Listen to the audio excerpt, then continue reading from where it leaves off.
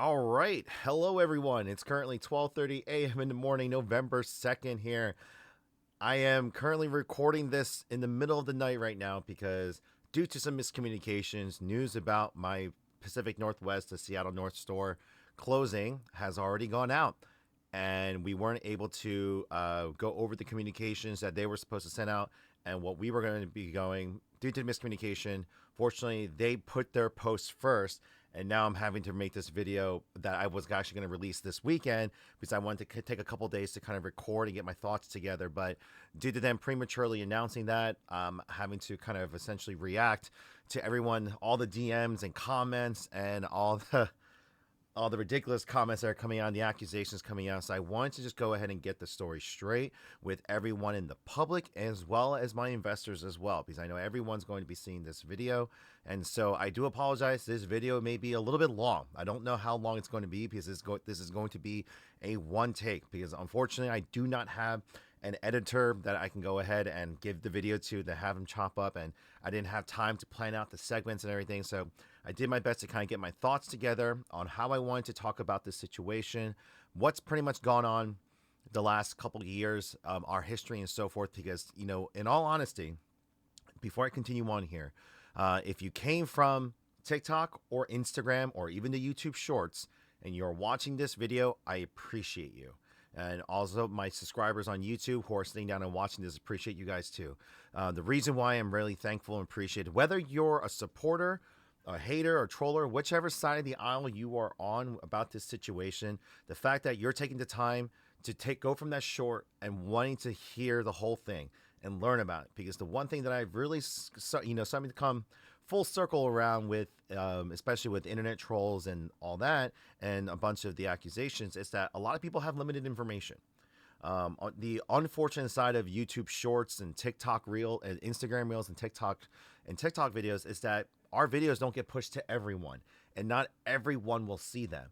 And unfortunately, on top of that, is sometimes the videos that they do see are the ones that they go viral. Some good, and then some bad. So the videos that go viral are, out of the over 1,000 plus videos I've made, the handful of videos me talking about the situations and kind of, the situations kind of, whether it's the good, the bad, the ugly, those are the ones that stick out. And so I get people who are like, you only talk about the bad stuff and nothing's going good with your company. I'm like, that's 4 or 5 videos in the past year, but I'm coming to realize that they're not getting the full picture. On top of that, everything from like investments and updates along the company that I periodically put out throughout the year, not everyone's getting that. And so someone could be like basing their information off a video from last year, and they're seeing this update video now, and they're like, whoa, what happened? And, they can draw their conclusions. So once again, the fact that you're taking the time to sit here and listen, I do appreciate you guys. And if you stop listening halfway through, I understand this is going to be long, but I want to really just go ahead and I want to just clear the air. So, my topics I'm going to be going through is this. What happened before COVID? What happened after COVID? So during COVID and after COVID, especially since we went viral on TikTok. So pre and post TikTok is really the era I really want to be talking about. And I'm going to go over pretty much everything that happened over the last 3 years. So everything from our decision to franchise, from the decisions that went into our branding, our marketing efforts, the distribution size, the purchases that we made, and the contracts that we signed, and everything that went about, what went right, what went wrong, and why we ultimately failed. And yes, I'll be the first to admit, our expansion efforts the last 3 years was a failure. For those of you that want to clap off and you want to leave it at that, fine, I'll leave it at that. But for those of you that actually are pushing, are supporting us, and are cheering for us to continue, not only to continue but to succeed, this is a journey. All right. And you know what, like I looked up the Thomas Edison quote, like he failed at the light bulb 1,000 times before he got it right. And for him, it wasn't 1,000 failures, it was 1,000 ways not to make a light bulb. And the same thing for us too. You can look at it as failures, and that's fine. That is your opinion. You can go ahead and do that. But for us, we have gone through this incredible journey of learning what not to do, but at the same time, what we were doing right. And a lot of like the process that we were working, a lot of refinements came to be. But in those last 3 years, we're going to go through everything that we did. And then leading up to the post that we made back in April about halting operations, not closing the business, but ceasing franchise operations, restructuring the company, and going through a major internal reassessment. And I'll go talk more about that in a bit there. And then we'll talk about the store closures and the canceled contracts, because we originally had actually 10 contracts ready to go. That means 10 locations that were ready to go. And then since then, we have we've canceled one contract that was Denver, that was in the middle of development, 5 other contracts that were in the very early stages of financing. And then obviously, as you guys already saw from the beginning, as well as from the short videos, our Seattle store closing. And so I'll be talking about what went in. Pretty much, I will talk about the ins and outs about why those places are closing. Also, keep in mind, too, this is for my investors. I will be releasing a secondary complimentary video to this one, probably this weekend or early next week, to talk about the numbers. So keep in mind that this is proprietary information that only the partners and the investors will get to know. More so the nitty gritty information. So the actual finances and stuff. So I will disclose some financial numbers to you guys, overall general numbers kind of speaking, and then we'll take it from there. And then we're also going to be talking about the restructuring process. So since April, what have we been doing? And pretty much go over everything from the investments to the debts, the new hires. What are we doing in the assessments? What improvements are we making? What are the things that we recognize went wrong? And then what does the future entail? Because yes, we're still moving forward. We're not giving up.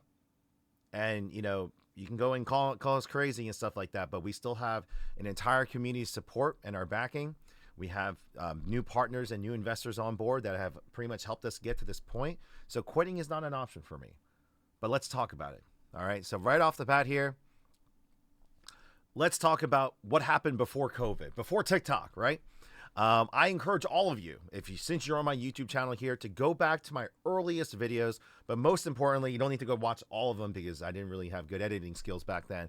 But the biggest thing that I encourage you guys to watch is the 5-year thank you video that's actually highlighted on my channel page. To watch that, because I made that video a month before I was so I was a month away when I made that video from making the decision to either close and give up the business and just walk away. But that video came out a month before we went viral on TikTok, and everything went kind of from there. So, but the biggest things I want to talk about there is you can already go see the journey. I already have it all documented. You can see everything from the beginning to that point. But the one thing I want to pretty much talk about is what went wrong for us during COVID. So during the first 5 years, I was severely underfunded. So, I already disclosed the debt situation, in the first few years to the partners and stuff. But in the very early years, I started this business with $30,000. You do not start a brick and mortar business in this type of industry. So not a card shop, not a board game store, but the food and service and entertainment industry with that much for a brick and mortar location. But I still did. In the first 5 years of the business, through micro investments, smaller partners coming in, debt financing, and more debt financing, special financing. I couldn't get any SBA long-term loans, so I always had to get these short-term, 3-month, 6-month, 1-year payback term loans and stuff. And the business kept growing year over year. And you can see in the video how we progressed, our humble beginnings, and how we kind of progressed in the first couple of years up until COVID and through COVID there. A lot of things, I won't go over now, but one of the big, we made a lot of sacrifices those first 5 years. Didn't pay myself at all for those first 5 years. No income was taken because everything was reinvested. We got by because my parents, my in-laws, and my family were pretty much helping subsidize our expenses in order to pursue what we were trying to pursue. And the only saving grace we had was year over year, we kept growing by at least $100,000 to $200,000. And so the business was growing at a steady pace to the point where we had accumulated roughly up to about $300,000 in total debt, everything from the COVID back rent, the renovations, all the debt financing that we did.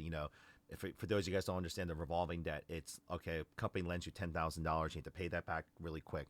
You have $2,000 left on the balance. So like, hey, you don't have to pay the $2,000 back. We'll just go ahead and give you a $12,000 loan or $20,000 loan, and then we'll include the $2,000 that you owe us and stuff and add on interest on top of it, and it just kept revolving and revolving and revolving.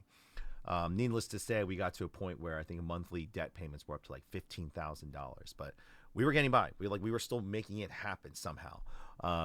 We literally almost willed this business into existence. But during that time, though, we weren't paying ourselves, and we sacrificed a lot of time. But come January 2020, we had the best January to date. Like, that was our fifth one, and that was like, it was a sign, like pretty much like just based off the growth we had for January and the first 2 weeks of February, we're like, if we keep this pace by the end of the year, we'll be in a very good place. Like, the debt will be cut in half, we'll be operationally profit, and so forth. Like, we were ready to go. And then COVID hit. And we went from an in-person business thriving to 0 customers because we weren't allowed to operate in person whatsoever. And we were pretty much, all the debt was all the MCA credit and the loans were knocking on our door. We were like, what do we do? A lot of you will say PPP loans, right? We didn't pay ourselves, so I had no proof of income. And so I got the bare minimum of $14,000. Now, you can say that's a lot of money. It is, trust me. But when rent's $9,000 and you have 3 to 5 employees to take care of, utilities and everything to upkeep, it went away instantly in a month, just to try to pay off rent, try to pay ourselves a little bit. We got 2 waves of that. So we got about 28,000 total over the course of a year and a half in the PPP program. And then we got a miniature disaster loan. So while other companies were getting like 50, 100, several $100,000, we got $10,000 for that. So that immediately went into, actually that part of that went into helping us restructure the store, because if you didn't quite get from the videos, we were forced to make a decision. So what we decided to do at the time was like, all right, we don't know how long this is going to be. Let's sell off all our old equipment. So equipment that we accumulated for 5 years or so, we sold it all off. We did our best to try to raise some money through donations and the money we had. And we also made a really difficult choice with my family. They're like, well, I've been wanting to kind of go diving further into the food industry anyway, the Asian mini marts, boba, ramen, and so forth. And so I was like, why don't we restructure to do that, so we can at least do like curbside pickup, to go ramen kits, boba on the road, and half the store can operate as a mini mart grocery store, so we can open up as an essential business. And so we did. We sold off the majority of our equipment to everyone from home, and we were getting by. And then the summer we did the whole restructure, but it just wasn't going well. With the closures, we weren't set up for e-commerce at the time. Like, keep in mind, guys, we were only like 1,000 followers or so on Facebook. We were just, we were thriving in our local region. We weren't on TikTok or YouTube or anything crazy like that. And so come around August, around our 5-year mark, it was just, they were allowing us to do like 25% capacity, social distancing and everything like that. And we were just running out of money.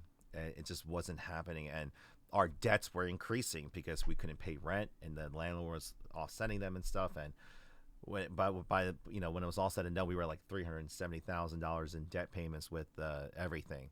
And then we went viral. And so let me go on to kind of what happened after that. Now, a lot of people will tell us right now that after we went viral on TikTok, we should have just focused. And I agree with you. Hindsight's always 2020. We should have focused on just fixing up and establishing the store. We should have just focused on just honing in on that, and fully, recovering all the equipment, the computers, making all the repairs we wanted to do, the upgrades to the food segment, making the especially with the newfound traffic, online sales, focus on that, more digital content, and just get the overall sales going and everything like that. And all right, sorry about that little glitch there. I had to go to a bathroom break real quick, but before I continue on, I get it. Hindsight is always 2020, and all the decisions that we made in the last 3 years, I'm going to preface this.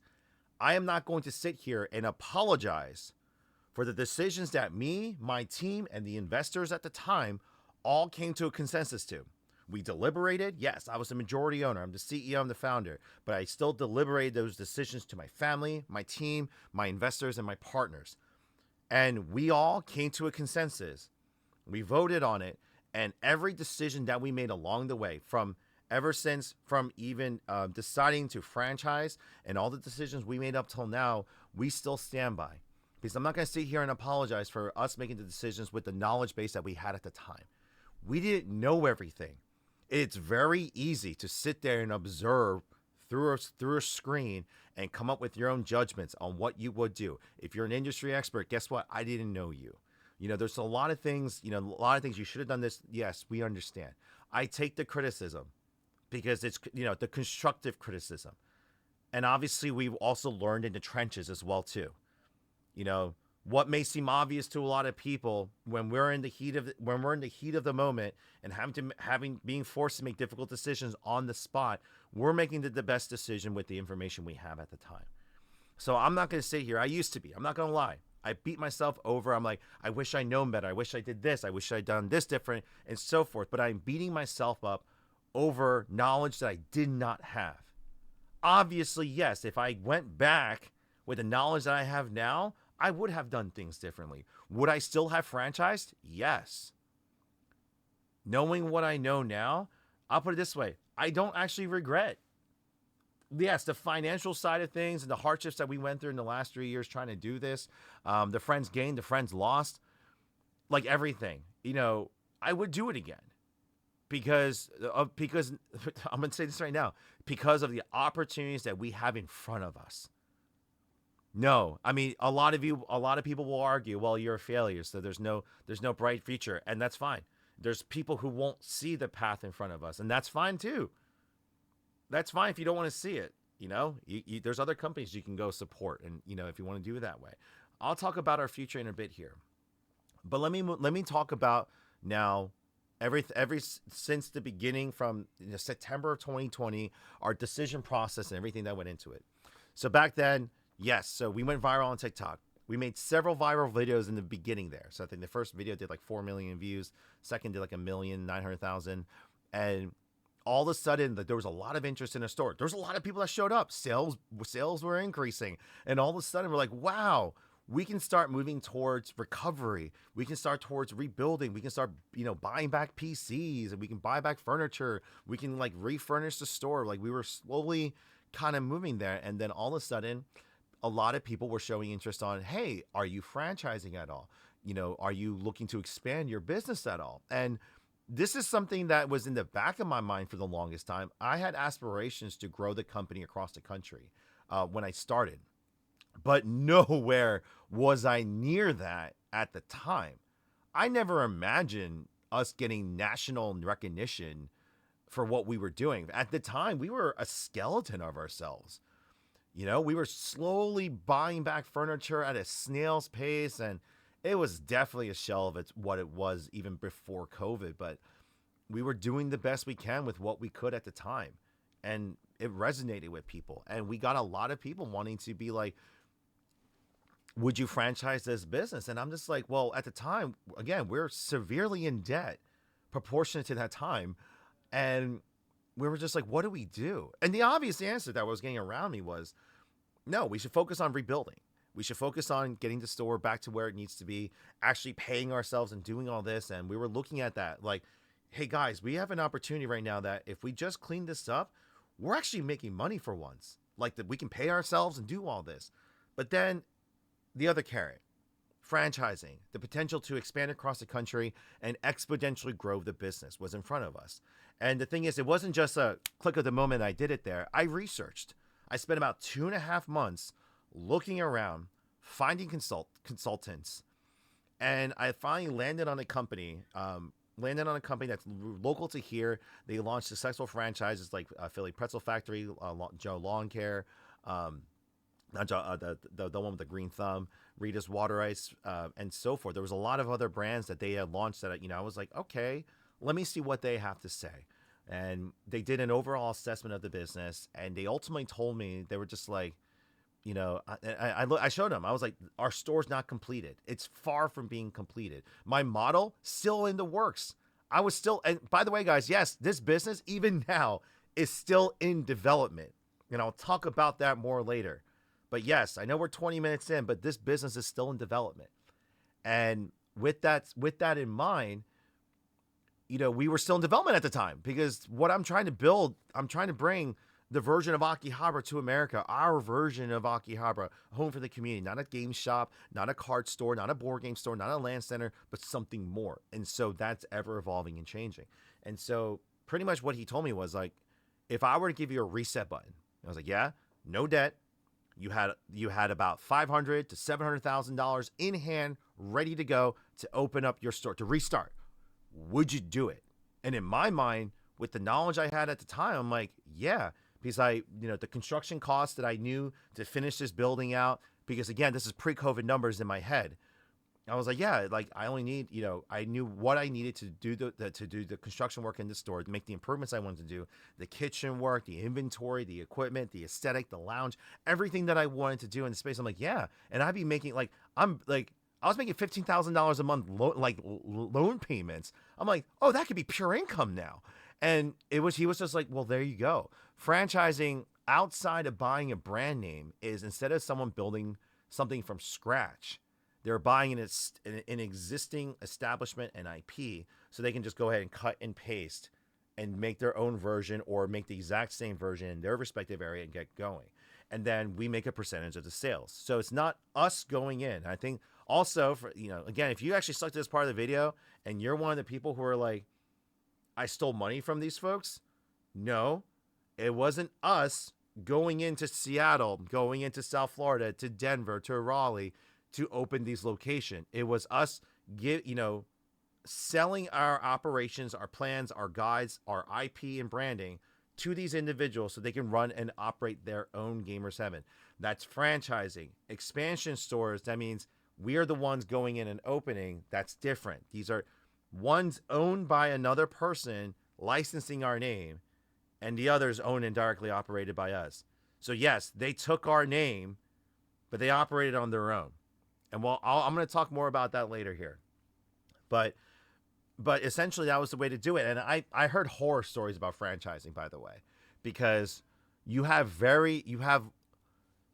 less control over what these individual store owners are going to do, especially for like smaller brands.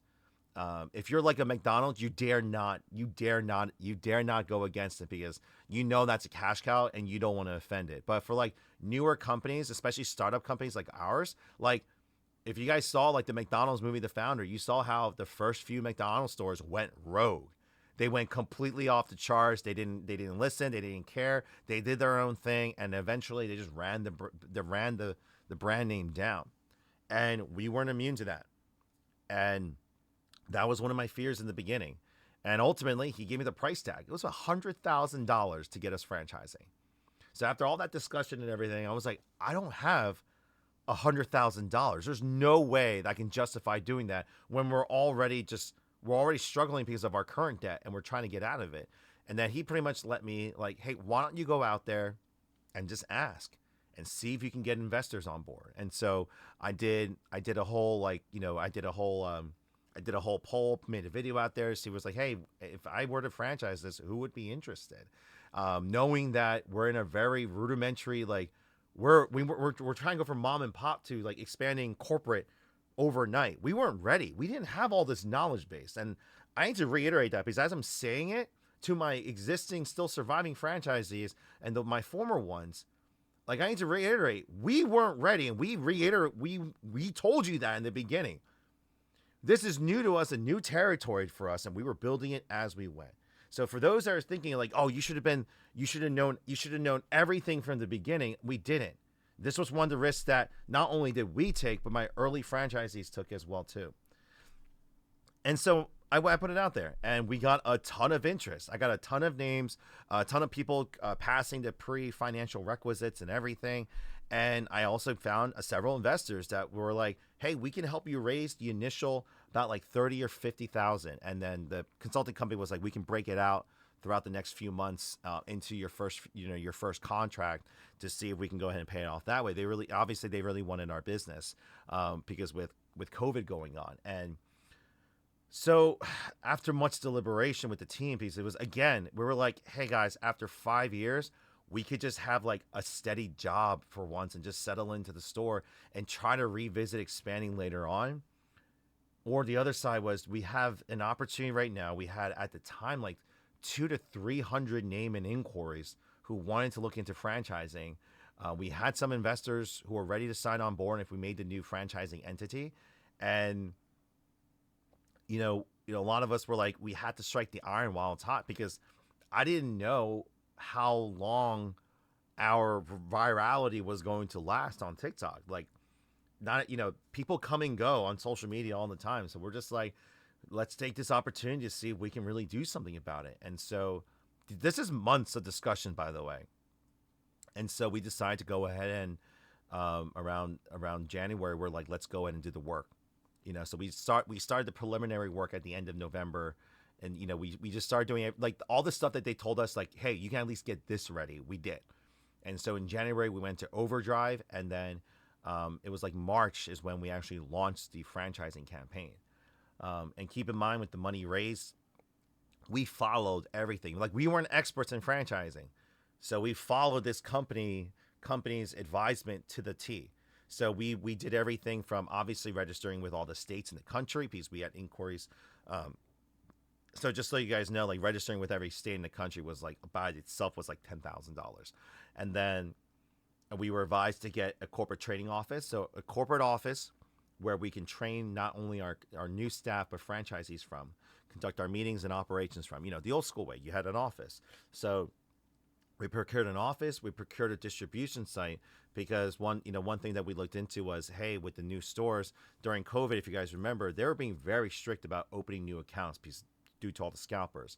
And so we were like, hey guys, hey, new franchisees, we'll take care of them by opening up our own fulfillment center, doing the mass orders, getting all the stuff, and so that the franchisees can just order through us. So we had a fulfillment center ready to go, and we spent a lot of money on that. And then it didn't take a month. So after we launched in March, we had about we had 3 signed contracts within 30 days.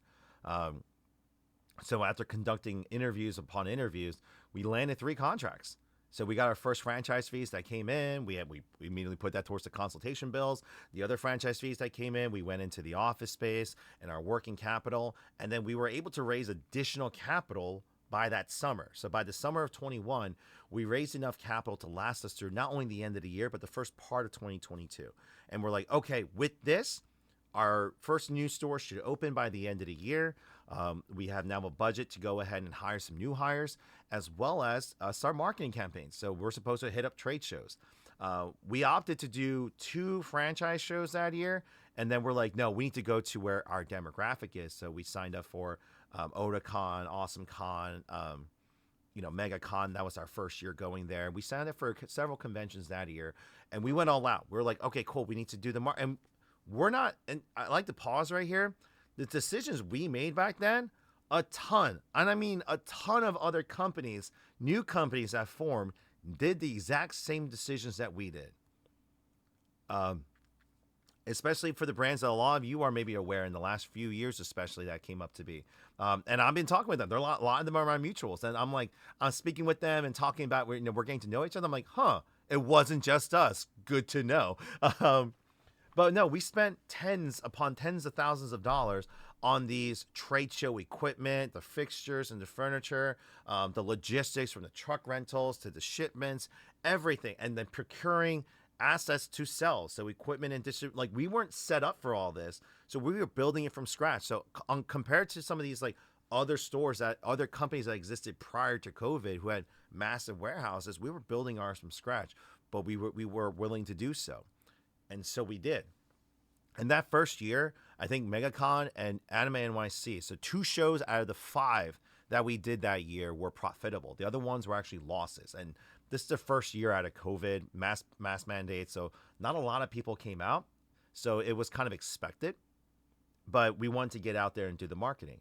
And so that's kind of what we did. And in that first year, we were doing everything from making the manual, having our meetings with our new franchisees. And then by the summer, I had about 6 contracts signed on with it was South Florida, Seattle was signed, and then Denver was not, not too far around the corner. Raleigh, North Carolina signed on at the time. And, we had several other pending contracts who wanted to wait and see how the first few stores did. And that was perfectly acceptable. So we were like, okay, so, with South Florida, we quickly found a location. We got the designs going. And this is kind of where I'm going to talk about the delays that we ran into and the issues that we ran into overall just in year one alone. So number one, the first issue that we ran into was the construction costs was already multiplying that year. And you guys heard it. Material costs and people, personnel, skilled labor, like it wasn't available. Inflation was going up like crazy. And it's not crazy for me to say construction costs went up almost 5, in some cases 10 times the cost it was prior to COVID. And the thing is, like, I thought that was a crazy number, but so much across the board, they're verifying with me. Even now in our current space, the renovation budget that I set for our store was about $100,000, because prior to COVID, for the kitchen, the carpeting, the flooring, the leveling of the thing, the new bathrooms, the ceiling, everything that I needed to do prior to COVID, it was about $100,000. We opted in for $38,000 because we couldn't afford everything else. So we did everything else DIY over time, but it's showing a little bit after all these years. But we were like, all right, we budgeted about $100,000 for construction. South Florida was our first store. Long story short, their construction costs went over $1 million. Prior to COVID, we may have been off by maybe about $50,000 to $100,000. So the construction costs maybe would have been $100,000 to $200,000. No, we were way off. And what's crazy this is, you ask anyone from Florida, especially South Florida, apparently we're not the only ones. And so they were faced with that, where their budget ended up being much higher than we anticipated. And so everything got affected by that. And so, we won't go into details right now, but the team pulled it through. They were able to secure additional financing and everything. And I'm going to talk about the delays and stuff too, but I want to talk about how everyone started. Seattle, I like to reiterate. So for those that didn't see my Seattle video last year about them potentially closing, this is their situation. They, we had an original starting budget of $400,000 for them. They were able to convince me and negotiate down to roughly $250,000 because they found a location that was already renovated. It was already kind of ready to go. They kind of had to retrofit a kitchen into there and a couple other things, but they were able to make it work with an expansion side. And so after visiting, I fell in love with this space and I saw the potential of the space as well too. And so we decided to move forward with their contract. And a few months into their construction, so because they got approved for loans and everything, they were ready to go. They had their assets to back the loans. Before they opened, the bank pulled back. They pulled out. After several rounds, they pulled out and they were left with roughly about $100,000 to operate their store. Keep in mind, we had set aside about $50,000 to $60,000 for working capital. Same thing with South Florida. They had about $80,000 set aside for working capital. And unfortunately, those disappeared. And if you guys don't understand why working capital is important, it's because you do not open up a new business without working capital. You're not an idiot if you don't, but why you need to have it is not everyone lives in La La Land where every business as soon as you open is profitable. You need time for the business to settle in, for you to develop your customer base. Even for a franchise that's even well established, it takes time for everyone in that area to know that you are there. And so you're going to have several negative months between rent, payroll, and operations that you're going to need capital for. And that's what that capital is there for. It's like a rainy day fund. And the whole point of that fund is to offset the months in the beginning, in the very first crucial months, first year, to make sure that you can just go ahead and operate the business at full strength. Unfortunately, the 2 stores that are currently open right now did not have that working capital. So they were not able to have the full staffing that they needed. They were not able to have the full inventory, full services, full equipment, everything day one. They were not able to have that. Seattle being the most hardest hit. They were maybe at our current state, versus where they started, they were maybe about at like 25% of our offerings and inventory size. They didn't have any food. Um, so it was very difficult for them to do kind of anything. And they had a very rough start because they barely had anything. They were actually very reminiscent to kind of our year one operations when we had no kitchen and everything. Ultimately, it was my decision at the time to let them either continue or not, and I decided to. And it was a really difficult decision to make, to either let them continue operating or not. This is back in December of 2021 when they were about to open, and I was just like, you know what? Let's go for it. Let's see if we can rally the community to see if we can get those initial sales for you guys to get going and stuff.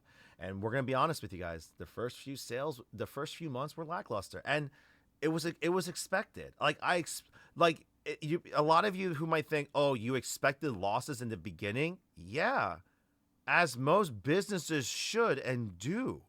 Um, Even with our branding, like I'm not so arrogant to say that my name alone will generate millions of dollars. No, it's hard work, especially in this industry. And obviously they didn't hit the numbers that we were hoping to in the beginning, but given what they had, I was equally impressed. And I even said it in my last video, and I still stand by it. People were like, "Oh, you're just trying to like find any excuse." No, it's called context matters. And the fact that my year one estimates for their $250,000 budget, originally 400,000 with the construction, I had them making around 400 to 500,000 year one. It was like, all right, if you guys can do this, that'd be great. And they were very close to it with a quarter of the budget, with $100,000. By the end of the year, they were very close. But throughout that year, the first 6 months especially, they were struggling because they didn't really have the product that they needed to kind of rotate. And we made the executive decision in early 2022, like about 2 months in. We're like, guys, we won't collect the royalty fees. We'll offset them. So pay us when you can. Focus on reinvesting any money you get back into the stores so that you guys have every possible chance to succeed given your circumstances. And yes, you heard that right. And I also did that with South Florida because they had the opposite problem where they had all of these loans that they did not expect to have. And in order to maintain good relations with those lines of credits and everything like that, we're just like, okay, same thing with you guys. And right now, these decisions are biting us in the butt. It actually was biting us since this earlier this year in 23, obviously. But we did the same thing for them. We're going to offset the payments, focus on your operations, get out of operating in the red, and when you're in the black is when we can start revisiting on how to start getting caught up on those royalty payments. Because if you guys don't know how franchising works, the franchise company licenses out our brand name and our operations, and in exchange for that exchange, we get royalty fees off the sales of every store, and that's how we operate. And then, by the way, that income is supposed to then, when come to us, we use that income to support the stores. I think a lot of people need to understand that. Our operations on the franchise company side, not the home store and franchise company. I really should have said this in the beginning. Franchise company and home store are two separate entities because they were supposed to be two separate entities. So the franchise company required the income, so from the investors we got, the initial franchise fees that we collected, and then the royalty fees that we collect, that's our operating budget to then service and support new franchisees, onboarding, and supporting existing franchisees. Keep that in mind for later on here. We're at the 40-minute mark here, so I didn't realize it was going to go this long here, but if you guys are sitting through, more power to you guys. I'm just putting it all out there, and if you don't believe me, you can go back and watch the videos, ask people, but this is a full chronological event here. And so we made that decision there to do that. And so they also kind of fell into the same trap that Seattle did.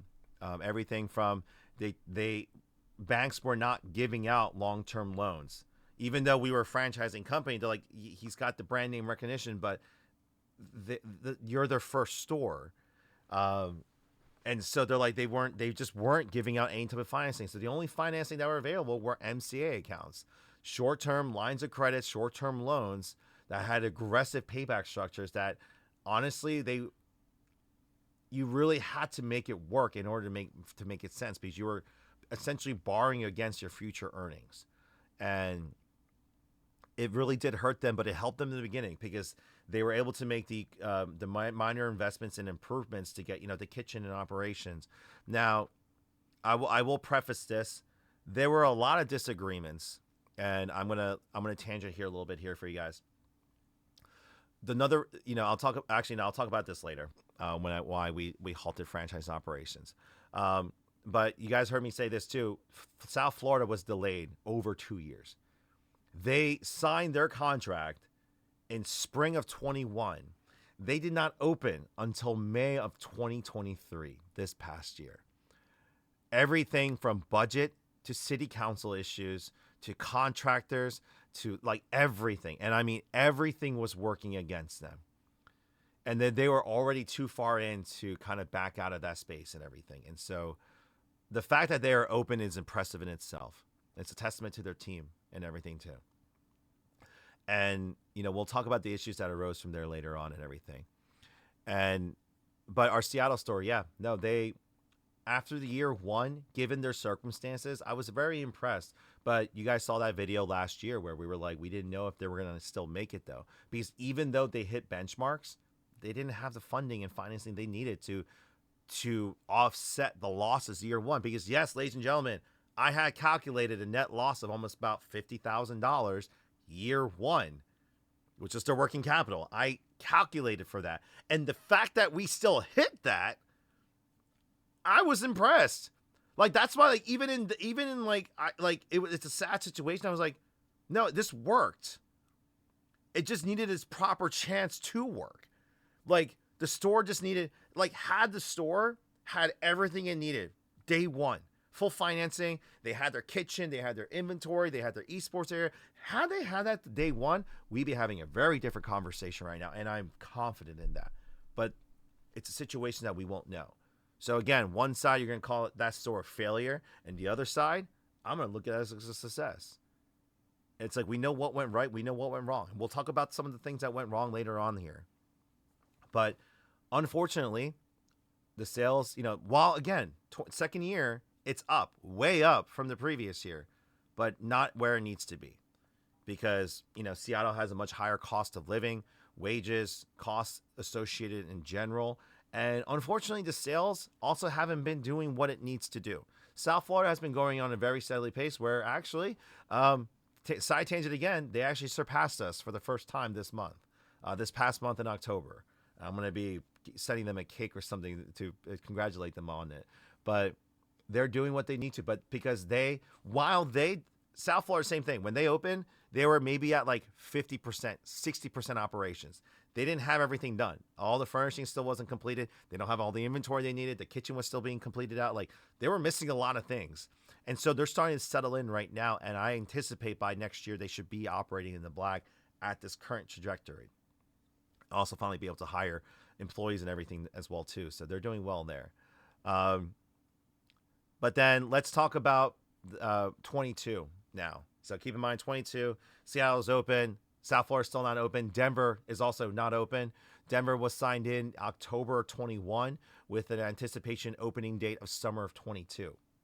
And so again, we had at that point 6 contracts that were waiting to see how South Florida and Denver, 2 big market stores, were going to do. And then with Denver, we made sure, hey, you guys are going to need a bigger budget if you're going to want to make a bigger space work. And at the time, we didn't realize South Florida, by the way, was going to be over $1 million until the end of 22. With Denver, we calculated out their numbers and stuff, and I won't go into that one here. I'm going to keep that private. But we calculated hey guys, if you want this size of a space, you're going to need X amount of dollars. And that is what they showed me. That's what they presented. And that's what we agreed upon and we signed. So we picked the building, we budgeted and everything. And we were shooting for a summer 2022 open. So we were ready to go. So when 2022 rolled around, we're like, okay, let's get going on this. We were running out of money, by the way. So like I said, we had funding through the first quarter of 21, but the shows that we lost money in 21 did not help us. So at the beginning of the year, we got some additional financing. We got some additional investors on board, and enough to kind of push us through, like, up till spring. And unfortunately, at the time, if you guys remember, the shipping delays across the board, we were dealing with that too. And so all the product that we were ordering in 2021 for the contracts we signed, by the way, we collected fees for. So, 4 locations, and we were anticipating, all right, cool. By mid 2022, South Florida should be open, Denver should be open, Seattle's gonna be well into their first year. We're gonna we'll have 3 stores and 4 stores, including the home store. By the end of the year, the other contracts should be rolling around, so we should be sitting at 5 to 6 stores by the end of the year. So great. So we ordered anticipating that. Unfortunately, the stores weren't opening, and over budget, under budget, all this inventory was coming in. Pallets of inventory that we went from ordering a few thousand per month in an inventory stock to all of a sudden getting bills for $20,000, $30,000, $50,000 because this stuff was coming in. Because again, we were getting set up for online distribution and in-store distribution, but again, with all the delays that happened at the end of 21, beginning of 22, we weren't really able to prioritize that because we were already quickly met with survival mode. And so we're like, oh crap, what do we do here? Funds are drying up. We still have to pay the store staff. We have to pay the franchising staff. We still have to maintain our fees and regulations. We have to renew our franchise disclosure document. And we have to pay for this inventory that we ordered. What do we do while we wait for the stores to open? And so we were at that point in time presented with the Reg CF idea with the financing, with the investment round and everything. But we're like, let's hold off on that. Let's see if we can dig ourselves out of this. And keep in mind, we still have our loans from prior. And so we made some deals with our distribution companies. We made some deals with some business partners, and we got some additional financing at the time. And we got the product released to us, so delivered directly to us. And we're like, all right, cool. Let's go ahead and sign up for all of these convention shows, because convention shows prior to COVID were relatively good to figurine businesses and companies like ours. And we're like, all right, well, let's continue what we were doing from 21 and let's improve upon the idea. Let's improve upon the displays, the transportation, take what we learned and implement it into our 2022 schedule. And for 2022, we signed up for more than like 10, 15 shows across the board. Everything from Pennsylvania, New York, Florida, Texas, California, Northern California, Washington State, Vegas. Like, we were across the country, as you saw in 2022. The reason for doing that was twofold. Multiple folds. Number one, all this distribution stuff needs to be sold somewhere. Now, again, hindsight, we should have focused on online content creation and doing what we're doing now. Mystery boxes, online sales, live selling and stuff too. But at the time, we're like, we don't have the infrastructure for that. We don't have the personnel for that. And we don't have the online presence for that. This was my thought and our team's thought. So we're like, if we do these convention shows, we can do multiple things with this. We can go to the shows with the sale of the product. We'll be able to cover the cost of the expenditures to go to the store. We can cover labor.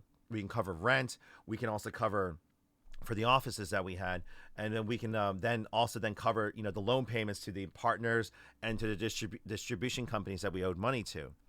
And we're like, all right, cool. And then we can also let's improve upon it. Let's go ahead and bring the car, bring the TVs, make the experience, and bring a little bit of gamers heaven to all these cities that don't have a contract yet, where we can also then meet fans, meet potential prospects, and so forth. So we're like, at the time, we're like, okay, this is a solid plan, because while we wait for the stores to open, we can then rotate product. We can then maintain, without having to raise more capital, we can maintain our payroll. We can then, meet with potential more prospects to sign more people on and take it from there. But if you guys saw what happened in 22, sales were down, costs were up, and ultimately it was especially the summer 4-month stretch where I was on the road for 4 months away from my family. I was literally on the road across the country nonstop while visiting the franchisees, all doing the supporting them in opening, supporting them in their social medias. We were doing all the support that we could, guys. We were doing all these expenditures. We were paying for labor to support them and everything and travel. The shows were a complete loss. One show made a profit. Every other actually, sorry, two shows made a profit. Every other show was a loss because of the booth size, the transportation costs, the time, the lack of sales at certain shows and markets was just like we were going insane. Um, and it was like I made a video back in August of 22 where I just wanted to give up. I was in the middle of the desert, and I almost died because my one Penske truck, the wheel blew off, and I didn't know it, and I was in the top of the Grand Canyon driving. So I really that was actually a really terrifying thought. And I'm just like, what have I done? Did I just waste a year and a half of work? And I'm gonna go into it. I was having issues with my franchisees. Nothing was going right. Sales were down. We were in a far worse financial position than we were back, since COVID. We were in a much worse situation. I was like, what have I done? And so the fall was a really rough season for us. Fall of 22, again, Denver ran into their own construction delays with their contractors bailing out, costs going up again, and having to restructure their area. South Florida still not open. Seattle still not operating in the black so they can pay us. So we're just like, where are we going to get this money from? Because we just borrowed so much more to try to get through this year that we end up having to borrow even more. On top of that, we had to also borrow from the home store to maintain our operations. For pay, the support staff to support the franchisees and everything, and the store operations itself. So the store was subsidizing some, and it was just quickly spiraling out of control. And November, I had to really come to make a really tough decision. Do I just go DEFCON 1, fire everyone, run the store solo, or do we seek additional financing, and do we go with the investment round to see if we can crowdfund the investment side of things? And this is where, we're almost an hour into this video. This is kind of where we are currently at our current situation. So after speaking with the partners and the community itself, I did a couple live streams at the time, and the franchisees were like, let's not give up.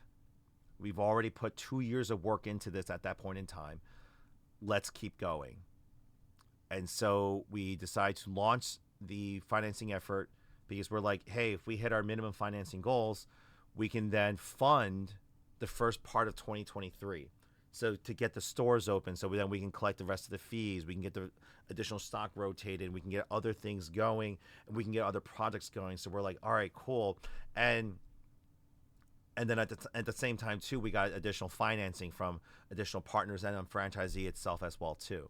So yes, we did borrow money from one of our franchisees because they were like, we're not going to open until now summer of next year. So as long as it's ready by then, we're like, all right, cool. Let's go ahead and make this a bridge loan type deal. And we also borrowed a lot more, and it ballooned out of control. It really did, because we were just focusing on, we were like, we got to focus on getting to this mark, getting the stores open, and then it's going to finally fall into place. Because that's what it was. We saw a lot of people who were waiting. They were like, let's please show us what a big market, big budget store looks like and does before we also commit to it. And so we were all waiting on that. And we were, in terms of the investment round, it was off to a great start. We did like 90,000 in the first month. Like, it was like off to a great start. The minimum threshold, so you guys understand, it's like a Groupon deal. You had to raise a minimum of $250,000 before the deal went actually live. So the SEC was like, until you raise $250,000, you cannot touch that money. The money sits in purgatory. You can't touch it until you hit that minimum threshold, the minimum viability point. Now, I come to find out, now this is also now hindsight, because the original broker, not the company, the broker company that's handling our deal, the individual that sold me on it, he was like, no, you need to set it at 250 in order to make it work. And I come to find out that person's been fired since. The new people were like, you could have set it at like $10,000. And I come to find out that was the case. I could have set the bar much lower, because here's what happened. With the money that we were so right around January, we were at like $100,000. We're like, all right, cool. But we were out of funds. What do we do? We're like, what are we in beginning of 23, where we're like, how are we going to pay people? How are we going to get by? And ultimately we're like, we came up with a game plan and we got some additional financing. So like the financing that we had mentioned, and it was like around March. We were really anticipating by like the end of March, especially with the couple videos went viral, and the investments got up to like 150, 160. So we were approaching it. And so around March is when the convention season was coming around again. More items were getting released to us and we were obligated for. So like, what do we do? We're responsible for too much right now. And South Florida was like on the cusp of opening. Denver was on the cusp of finishing their completion of the construction. So we were just like waiting on all this. And we're like, what do we do? And we decided to be like, all right, let's push it for a few more months. Let's make one last deal with the distribution company to get that stuff released to us. We got an additional partner loan to like a bridge loan again, because we're like, all right, hey guys, like if in the next 2 months we hit the financing goals, we can pay all of you back. So 250,000, we can just pay you guys back. And then after that, then we have inventory for the rest of the summer and everything. And long story short, this is a very long story, but the financing did not clear until June. So a lot of people who are either watching this video now or the new partners, there's a reason why I didn't countersign your deals until much later in time, because I wasn't allowed to, because we already had disclosed to the SEC where the minimum raise amount was $250,000. I had the option to restart it. He was like, you can restart it at the 10,000 mark, but then you risk losing everything because not everyone checks their emails and stuff. And so we couldn't take that risk. We were at like 190 at the time. We're like, we'll keep going. And it wasn't released to us until actually July. So June was when it was near that threshold. July is when it was finally released to us. And, that's the initial amount that we had got started. But by that point, the debts blew out of proportion. It blew out of proportion. Even though South Florida was open, we weren't going to collect anything from them. Our expenditures were way off the roof trying to support the stores. And this leads me into the next point that I wanted to talk about here, the halting operations. The halting of operations in April. I know we're in a long haul here, guys. So if you're at the 1 hour mark, more power to you guys. Appreciate you guys willing to listen to this crazy journey. I'm actually like, this is actually kind of refreshing to unload. I actually did this during a live stream one time, and people were like, holy crap, a lot went on that we didn't realize. And that's the truth. Like, there's only so much that we could relay on these videos that a lot of people will never know. These content, like, it's impossible to get all the context out. So, but back in April, this is where I'm going to now talk about the current and previous franchisees, as well as our operations and the hard decisions that we had to make at the time. And I say this with all love. I'm gonna keep this right now. So let me start off with this position.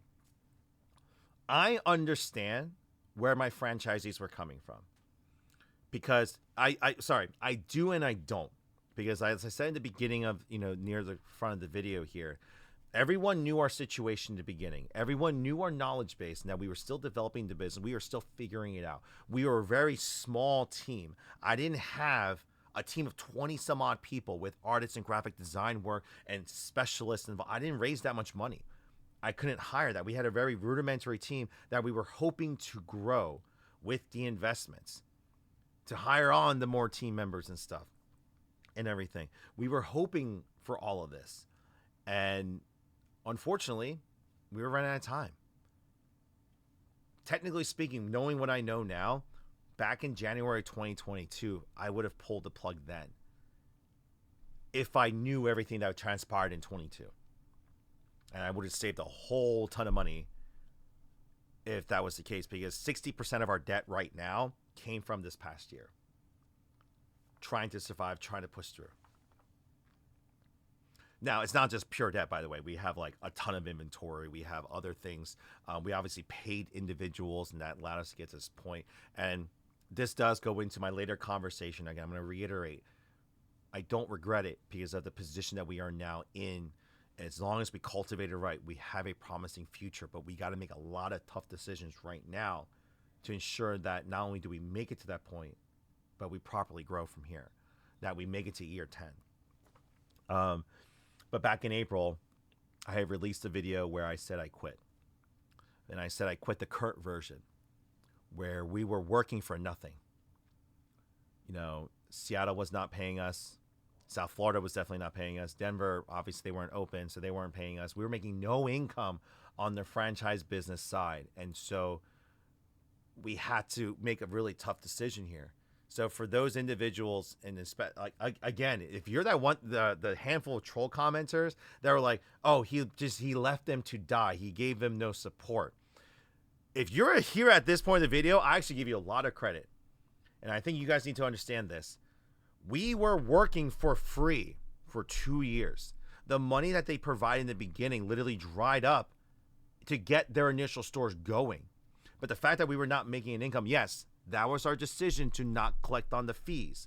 But we didn't realize that they weren't going to be restocking with us. They weren't going to be ordering from us. They weren't going to be doing some of the other things to help alleviate the distribution side or other things.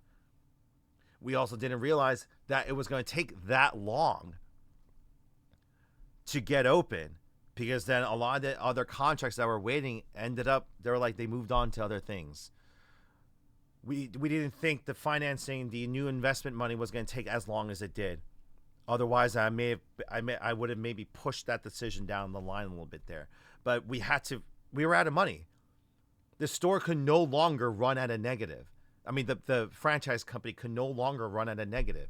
Like we couldn't. I couldn't fly out anymore. I couldn't dedicate time for me and my business partners to conduct meetings when we had to survive. And so that means we had to get the store, and the store itself too, it was growing, but you gotta keep this in mind. Like, and the thing is now, if you look at the store, like, yes, like compared to where we were 2.5 years ago, post-COVID to now, vast improvement. But it could have been more. We were so busy trying to get these businesses open, figuring out distribution, marketing and stuff, that we neglected our core business itself. Because the whole point of the first few franchisees were get them open within the year so we can develop the process further. That's what it was. And so my South Florida team and my Seattle team will agree to this. That's what we were trying to do. We were trying to, like, all right, cool. Get your guys' like Kagenbushi and Shadow Clone Jitsu of our store, and let's go ahead and develop it from there. So let's go ahead and together develop the boba menus, together develop the events and the food item menus, the operations, everything we were trying to build together. But it just didn't happen. And so back in April, I know I kind of pulled, but back in April we had to make the decision to pull the plug. We had to, because we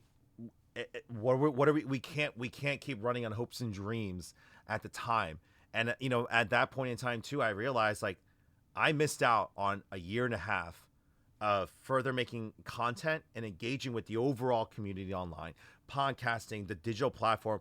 I dropped the ball on that because I was so focused on everything else that I just described. Nowhere did I just talk about content creation, growing the platform. None of it. I didn't talk about that. And so we were like, so we made some really tough decisions back then. We reduced our hours of operations. We successfully reduced our operating costs by almost $8,000, but our overall sales took a hit because we were closed certain hours that weren't generating enough to, you know, cover the expenses. We had to let a couple people go. Actually, no, sorry, we didn't let. The options was out there. We either all take pay cuts so that we can maintain the current staff, and we took a reduction in pay and hours as well too, so we can maintain the current staff, and we did. We lost one person in that because they needed to take care of themselves. I don't blame them whatsoever for that. So they had to go and do that. And this is back in April, by the way. So keep in mind, once the investments did clear in July, we increased other people's hours, as well as hired on the bookkeeper that you guys, if you guys didn't see, we hired our first new employee, which was the bookkeeper. So for those of you that don't think, and I talk about this later, the initial investment, the up to 250, we disclosed how we were going to use it, and we used it in that way. Like we didn't deviate from it. We did what we said we were going to do. Everything from the marketing efforts to the digital to distribution and some of the debt payments and working capital, we did. We just didn't raise much more beyond that. It's the unfortunate side of things. I was really hoping to get to the top part of because for us, we were estimating out of 1 million followers, if we got 1% of people to put $100 in, we'd be at the million mark. So it's a cool franchise company, operationally sound. We have the team that we need. Great. Now we can go out and support our franchisees. We can send employees to give them to relief. We can send employees like, hey guys, don't pay this person $3,000 a month. We'll just go ahead and work those shifts. And also while we're at it, we can now coordinate a little bit better because we'll have in-house employees in your guys' areas and make improvement. Like, that's what we're really hoping to do, but we didn't get there. Another reason why we halted operations goes back to what I was trying to say before. And again, I'm going to say this again too. The franchisees understood where we were coming from, but I don't think they truly understood where we were coming from. And the thing is, again too, I understand why they had these opinions and thoughts and reactions to us for the first 2 years of us trying to help them open. Because our operating manual wasn't complete. It was ready, but there was a lot of loose ends. There was a lot of areas that we still needed to work out, a lot of nuances, a lot of procedures, a lot of new things we wanted to develop. There was a lot of things missing. We made social media assets. We made marketing assets that were pretty basic. Again, we didn't have a full-time dedicated graphic artist to do it. And even my business partner who was trained in it, she didn't have the time because she was split. All of us were split 10 different ways because we were 3 individuals doing the job of 20 people across the franchise operations, trying to maintain all that and keep growing it, integrate, and like everything. But we still, we did what we were supposed to do in the beginning. We made basic assets, basic plans to follow for the marketing growth, store operations, etiquettes, what to order, how to operate. We did all this. But it was very basic. In a lot of people's eyes, trash. Words used verbatim. And ultimately, it came down to this. And again, I understand where they're coming from because our store is not in a big market. Our store is not. And so we can't say that we're from every region has their own kind of nuances and everything. But ultimately, it came down to this. Everything that we told them that they should follow and do, recommendations, who to work with, not to work with, people we approved, they didn't like any of it. Yeah, actually, that's being harsh. It's not like they didn't like any of it, but the majority of it, they just didn't want to follow. It was literally the McDonald's situation. They just we don't like that, so we're going to do our own thing. When we summarize it, that's what it came down to 90% of the time. We had a lot of fights, a lot of arguments, a lot of refusal to do the basic things that we had asked. And it caused a lot of tension. I'm not going to lie. It caused a lot of tension between the franchisees and the franchisor. And several times throughout the last 2.5 years, it just got me going, what am I doing? Why am I stressing over these individuals that don't want to follow what I built? They just bought us for the name. These were the feelings I was having. They just wanted to buy us for the name so they can get their store going. They didn't want anything to do with us. They didn't want our opinion. We felt like a nuisance every time we messaged, and still do. Not going to lie. It feels that way because that's kind of where the relationship has gone to. Because back in April, I told them, I'm like, you know what? Semi-autonomous. We don't have the means. Because it comes down to this. We have rules. We have operational guys. We have a contract that needs to be abided. But if it's not abided, I don't have the resources to not only detect it, but to enforce it. Because it's a Mexican standoff. They're going to be like, well, what are you going to do? You're going to close us down and screw yourself over? That's literally the attitude. And so I'm just then I can't be wasting energy and resources I don't have, by the way, on locations that I'm not going to be seeing a return on investment on. And so back in April, and I'm going to reiterate here too, again, even though I'm upset, I am. And I got a lot of stress fighting with those guys. I understood. And you can ask even my business partners I had internal arguments with. I'm just but I always, while we got angry, I always understood the position they came from, though. Everyone was an expert in their own field, in their own mind on things. And when they didn't see something that chimed with them, they just immediately fought against it. It's like fighting against authority. And I don't think that my franchisees quite understood what franchising was, because it's a shell of what it should have been. In terms of the process, I'm talking about the process. And even my Seattle store, like, it's a little late right now. Like, it actually, it hurts me to say it, but like, for me, like, there's a lot of things we could say, oh, would have, could have, should have type situations. But at the end of the day, the store was actually hitting its groove finally. It was. I think my last visit back in, it was a few months ago, not a few months ago, it was earlier this year. They made some changes that when we saw the photos, we're like, it's a little questionable.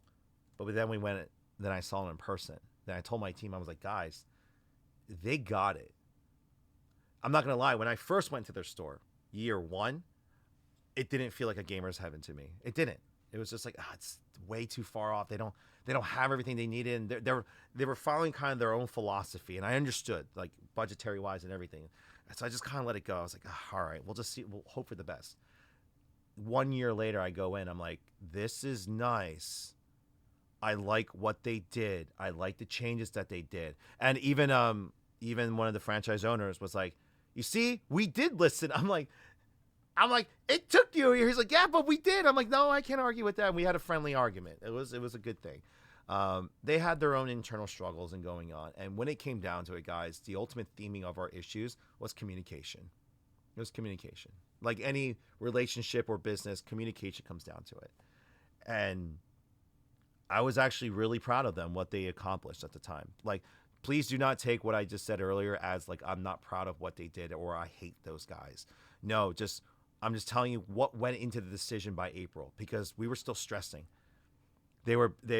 South Florida was about to open. There was a lot of disagreements going on in there, and we're just like, and I think the blunt response is, we're not making enough. We're not making anything. Why are we stressing over it? We've given them all the information that we possibly could in the last 2 years. We need to trust them to just do it. And that's what it was. And my South Florida store, again, like I just mentioned, I mentioned, if you guys forgot, they've been growing at a very steady pace. Very great start, and they've surpassed the home store already. October was the first month they'd surpassed us in sales. They're not in the black yet. Bigger store, bigger costs, and loans too. And so, I'm giving them time to get settled in. And what we are trying to do with all of this is we're doing a reassessment of the entire business. And we've been doing it since April. So everything from looking back at our regrets. What went wrong? What went wrong in our communications? And when it came down to it is this. We're like, we're going to start the franchising process all over again, but later. Because what we need to do right now is to hone in our operations. Get it down to the science and down to the T. Everything from the cooking processes, what we make, what we order, what equipment, how we operate, the culture and what we service, what is our bread and butter, everything, get it down to the minor detail. Make our manual so that a random kid from high school can take our book and open up their own store perfectly. And so, like, that is our mission right now. Reduce our costs, increase our efficiencies, increase operations, increase sales, expand the services and stuff. Because, ladies and gentlemen, if you didn't realize, the retail industry is taking a major hit. Sales are down. Our sales are up, thankfully, because we've been focusing on these other areas, but so many of my mutuals are down 20-30% from last year. And they're down from that previous year. And so it's a trend that it's not a good sign, but it doesn't mean that there's still not opportunities to be had in this market. There's not opportunities for companies like ours to keep evolving and changing. And so that's what we're doing. We did find a new business partner that's coming in who's helped us significantly to do the reassessment and get down. Like, have those really tough discussions, the tough admittance that, like, what is it that we failed at? What is it that didn't work? All right, cool. Now, what it is working? Let's highlight that. Let's make it more efficient. And we've already seen, while, yes, we just went back to normal hours, we've been proven not to go back to normal hours, sales are up in other segments 20, 30%, while other areas are down. So they're offsetting each other. But the areas that increase are more profitable. So my investors, I'm going to talk more about that later for you guys. But, South Florida, one thing there's a lot of things I want to say about them. The biggest thing is perseverance, though.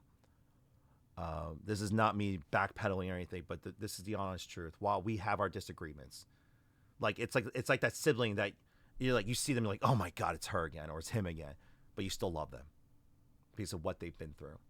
It's the same thing with my South Florida team. They went through a major, right before they opened, a major loss in their family, and their team and their operations, on top of all the delays and increased budgets and stuff, but they're still pushing through. And I'm super proud of them for not only pushing through, but putting in the work and the time. Do I agree with everything that they did? No, but now's not the time for that. The biggest thing for them is, like, can you guys operate as a team and get through the trials that you guys are going through right now? And they're doing it.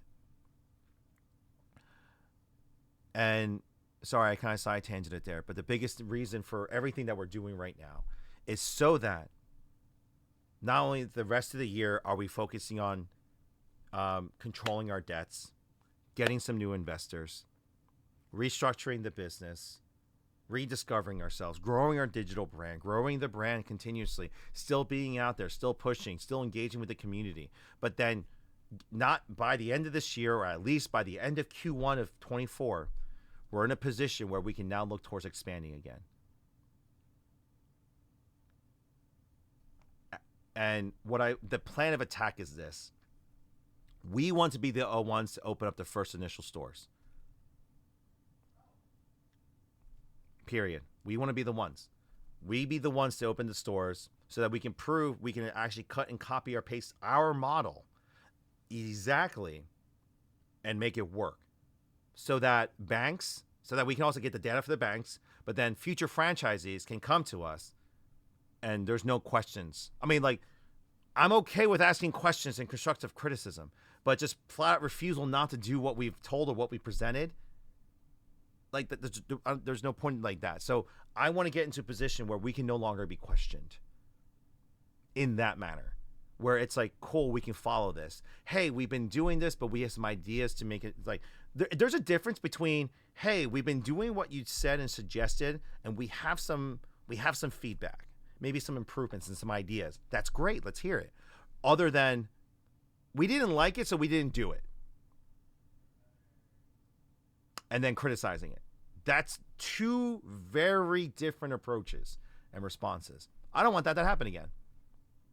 I'm going to have zero tolerance for that. But we need to get into a position. But again, it's going back to understanding that we need to be in a position where we can't be questioned in that regard. Like, I need to get into a financial position where it's like, we're making a profit because we're doing it this way and everything. We are still growing. We're still evolving. We're growing as a brand. We're growing our channel because the store managers and we are following these rules and concepts and stuff. Please proceed. And we need to get to that point. We need to clean it up. And that's what it is. We need to get more corporate, because I'll put it this way.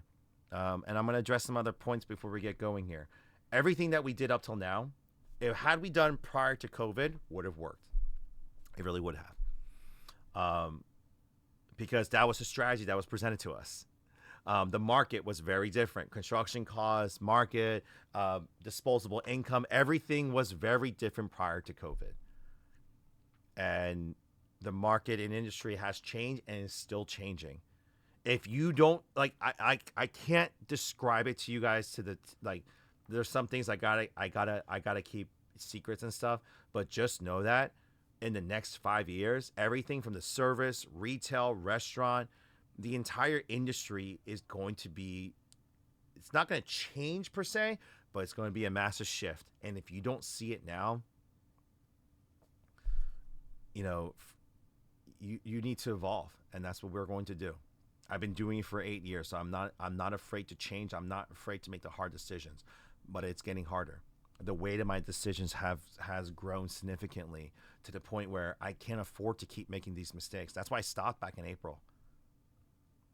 That's why I stopped. I paused it so that I take more time on these decisions.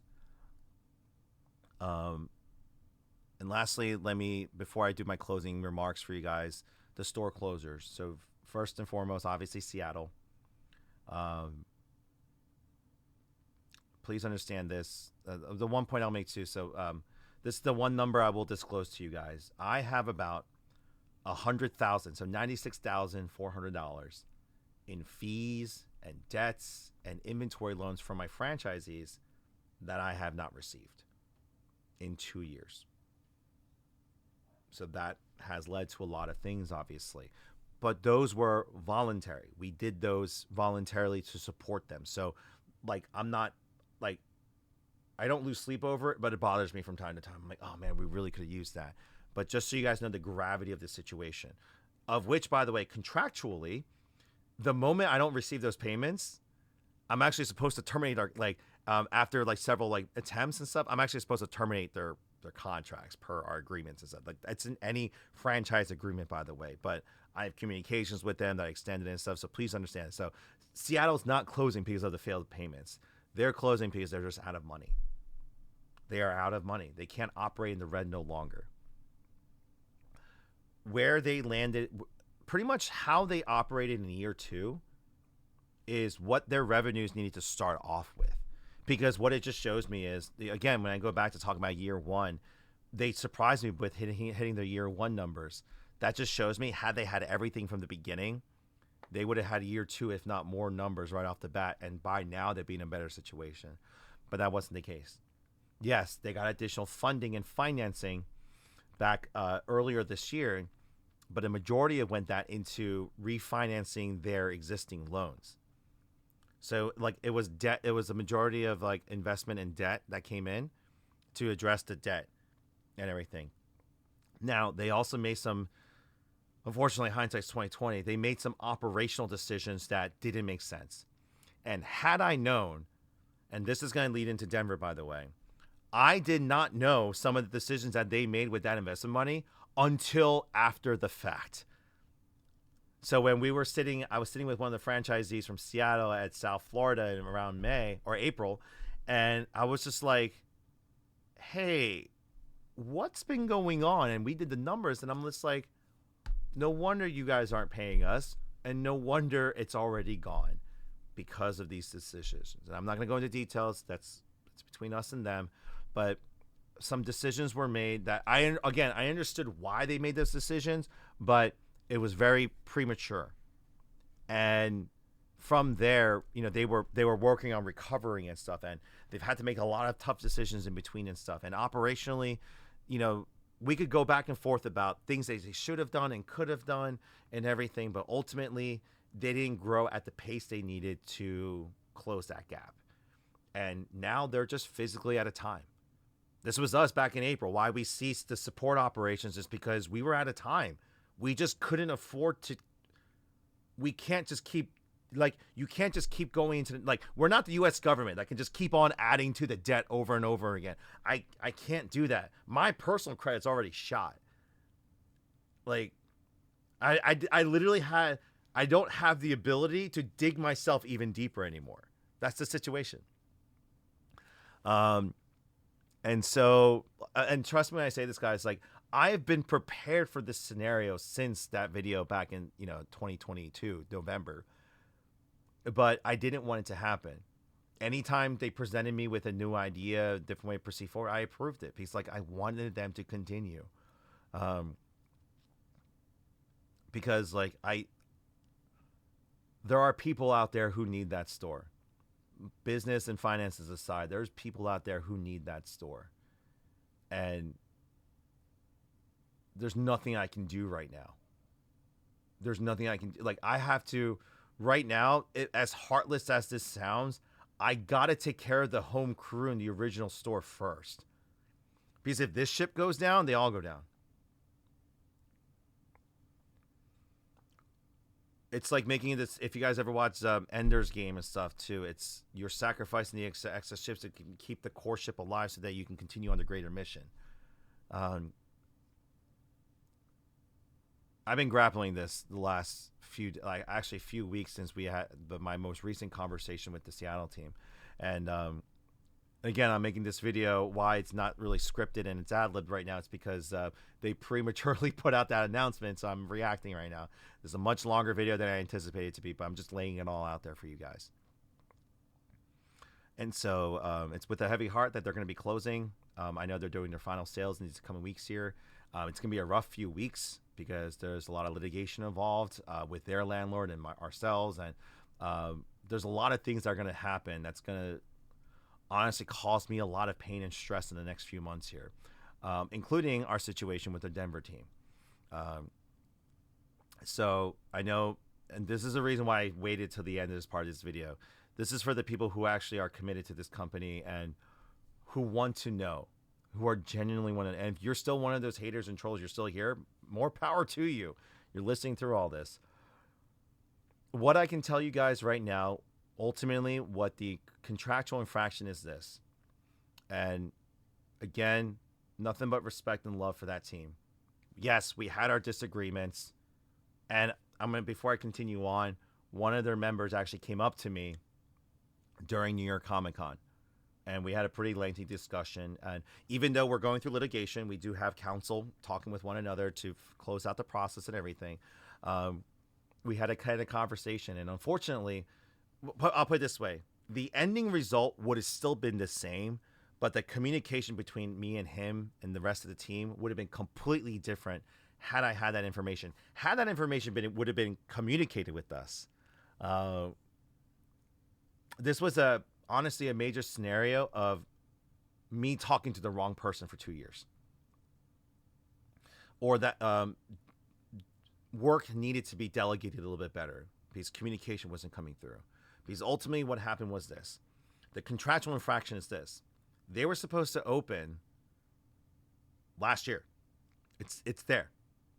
It's well beyond that point, of which I would normally be okay with. Like, clearly, with South Florida, over 2 years in development, I was okay with.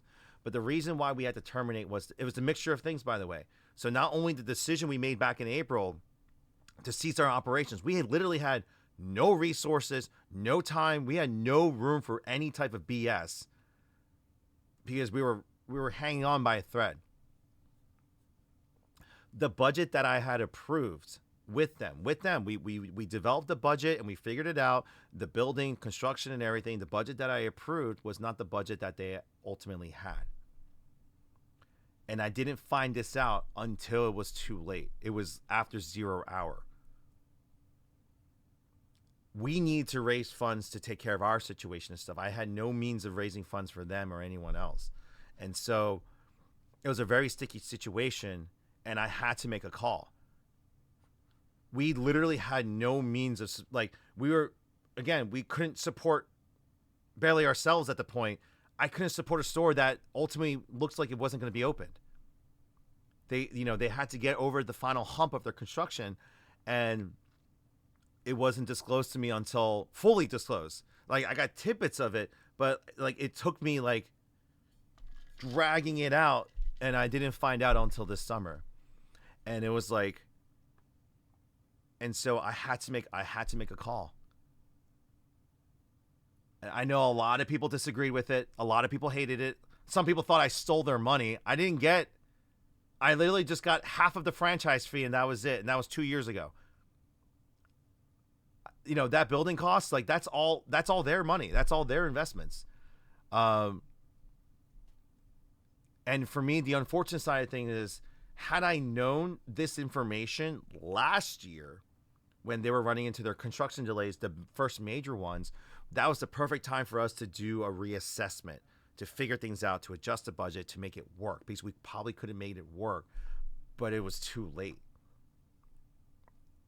That's why I'm saying, personal feelings aside, the decision would have still been made to move on.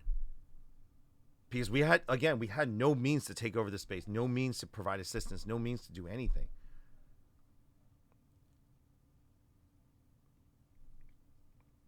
and I know a lot of people out there where you could have done campaigning for them and done all this for them. Again, that's free labor that I need to focus on our side.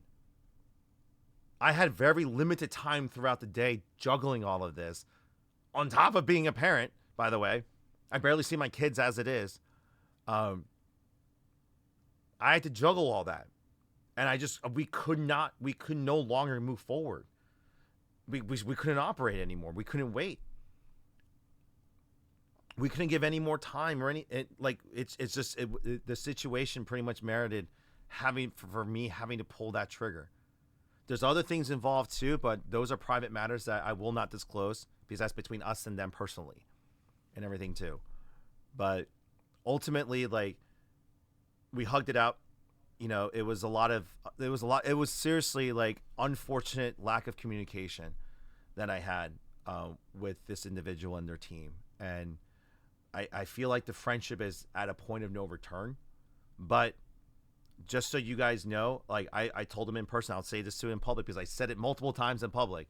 I am not enforcing our NCA, our non-compete. If they have options to continue to open and operate, they found other alternatives and stuff, more power to them. They're going to be allowed to open. I'm letting them maintain their Discord servers. I had to take our IPs away, obviously. The channels that we made, the channels that we got started for them and helped cultivate, for them in the beginning. Yes, they're the ones that made content afterwards, but they're still our IP. We got to control that.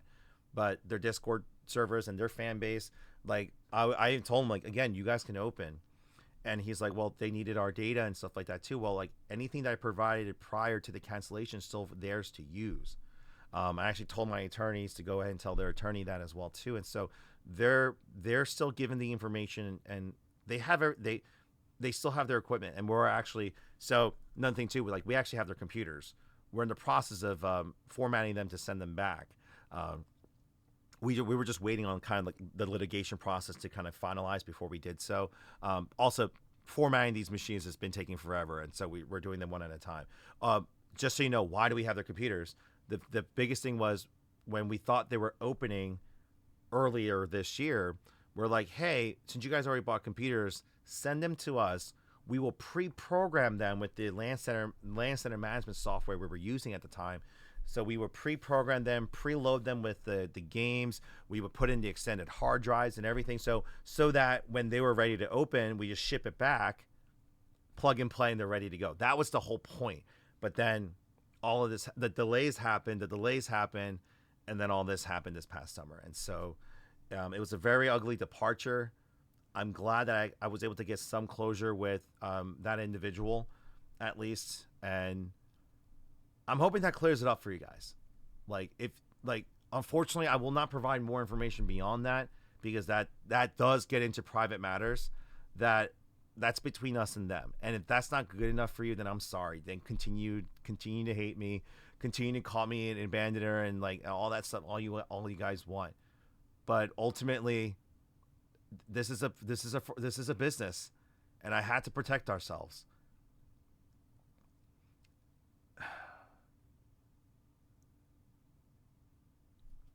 Sorry, I've been going nonstop here.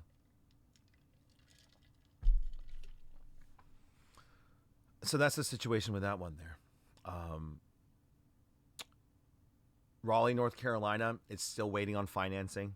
They're essentially at the point where they're waiting on us to just help them open. That's what we plan to do. That won't come until later on, though. Bay Area, same thing. They're running into financial qualification issues.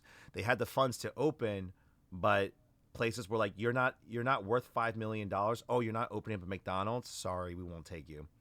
It's kind of like the SparkNotes version of those conversations. So he's on standby right now, and he's been the one supporting us instead, trying to help us clean up our operations. So we're trying to get to the point where we can actually make a miniaturized version of the store and still work. So we're 7,000 square feet right now. South Florida is 10,000 square feet. We want to experiment with can we come up with a Gamers Heaven mini version, like a 1,500 square foot, 3,000 square foot store, and make that work? Because that will make sense for places like downtown New York, Los Angeles, Bay, San Jose, and so forth. So we're working very hard on trying to make get that going and stuff. So you guys are going to be seeing the improvements in the store and stuff. And I'll be making an updated video on, the advertisement of the store and everything. Um, and yeah, like we won't stop developing. Um, Me seeking new investors and everything, that's not going to stop. Yes, we're 8 years in, but we're 2 years into the startup company of trying to expand this business and formalize it. This is still a developing process, just like any other company out there that goes through angel round and developmental processes. You develop the product and you keep raising money to continue to develop the product until it's viable, market viability. And if that market viability is successful and it works, and we're able to on our end get real estate assets and everything from the digital to distribute, like if we get everything locked down, then the people who invested into us are going to make out that. It's not a guarantee because we could ultimately burn and fail. But everyone gets paid when we succeed.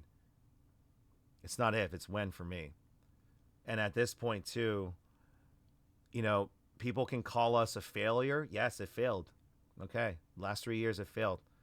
But what? Should I just quit and give up on the people who put their faith into us in this company? No.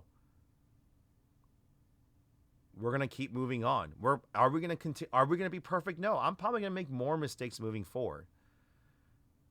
But now that I've gotten a taste of what mid-sized, large-sized businesses, what it takes to be at that area, I kind of know what I need to prepare for. I'm not gonna lie, guys. This past New York Comic Con, I had some really hard discussions with a lot of other mid-sized, large industry folk, people who make millions of dollars a year, people who make millions of dollars per show, spent hundreds of thousands of dollars on the show. I was talking to them and they're like, it's not what it used to be. The big players are settling in. They are getting their ground, and then the rest of the territory that's open is shrinking. And so everyone needs to start pretty much getting their footholds now. There's still room for innovation and new companies, yes, on the upper end of the service side of things, but you have the mid players being pushed down. The cost of doing conventions and business in general is gone up tremendously. One example I can give you guys is the one big company that I won't name them, but their transportation cost was eight tractor trailers. 8 of those big suckers was like $100,000 prior to COVID. A lot of money still, but it's like, pretty reasonable for 8 tractor trailers. $400,000 this year. $400,000 on top of other increased fees from the booth, operations, union labor, everything. He's like, I'm still making my margins, but it's not what it used to be. And for someone else to try to scale up, you need the amount of money you needed to scale your businesses prior to COVID in this industry was a lot more attainable than it is now. The margins are shrunk. It is much tougher to scale right now. That's why we need to do our halt, because we have to discover what the new way is going to be for us too. And so I take solace in that we're not the only ones struggling. We're not the only ones going through the same growing pains. But like, for me, I look at this challenge because like, if we can get past this, we're here to stay. Because next year is year 9. And if we get our foundations right in year 9, year 10 is when we blow up. We're here to stay.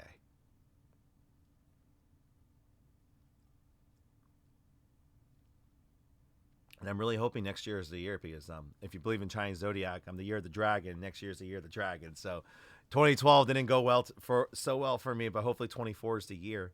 But there's a lot of opportunities in front of us right now, guys.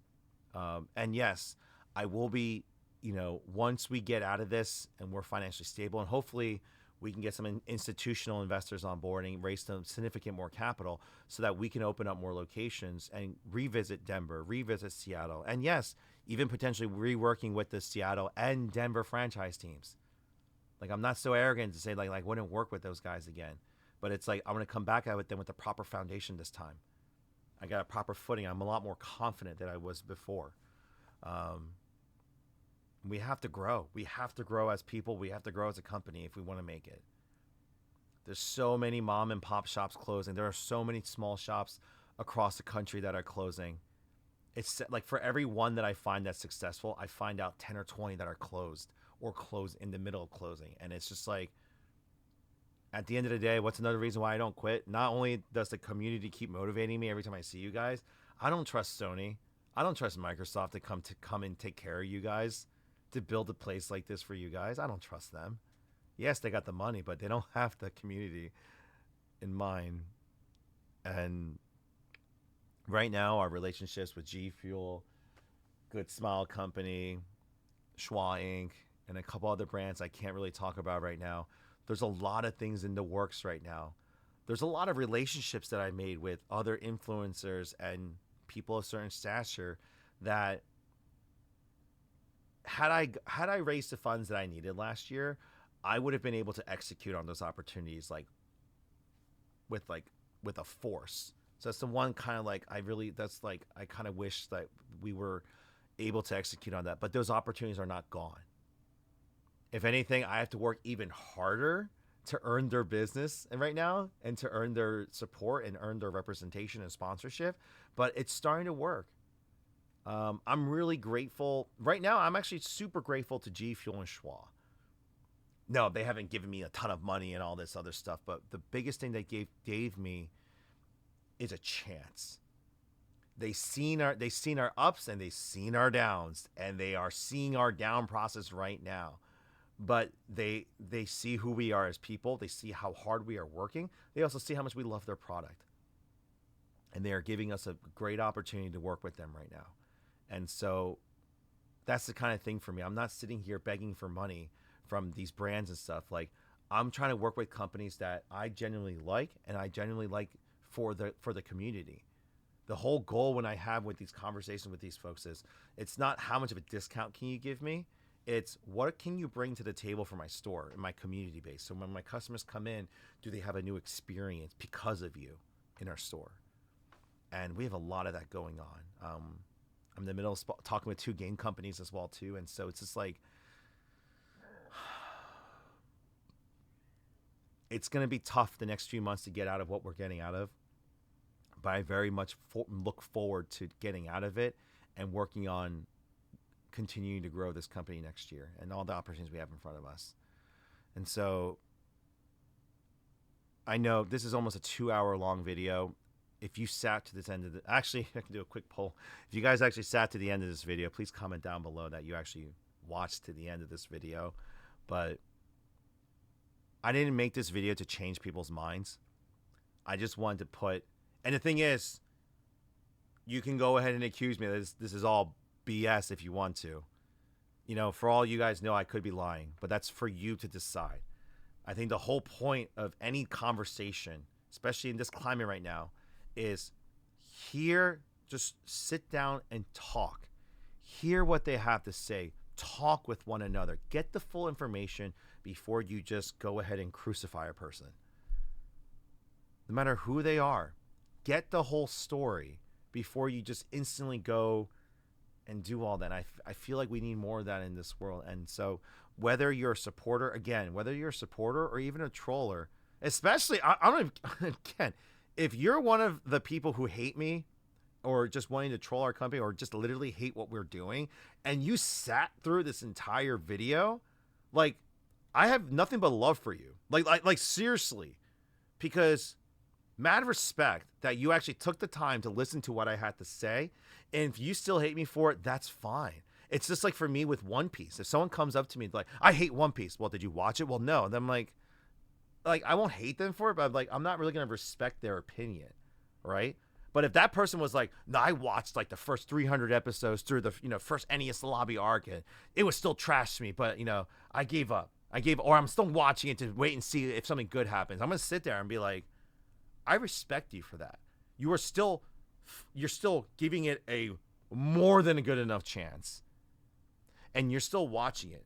And you're still same thing with us. Like, while those individuals are verbally saying they want us to fail, and not the people who send me death threats, which I get those, by the way. Those have been fun. The death threats have been fun to my wife and kids. Have been really fun. But the trollers that just keep coming at me that I'm a scammer, a grifter, and all this stuff, I'm burning the community, all this other stuff. Like, if you sat through this video and you're still watching it, it's the whole like Mad Max thing. Just watch me, witness me.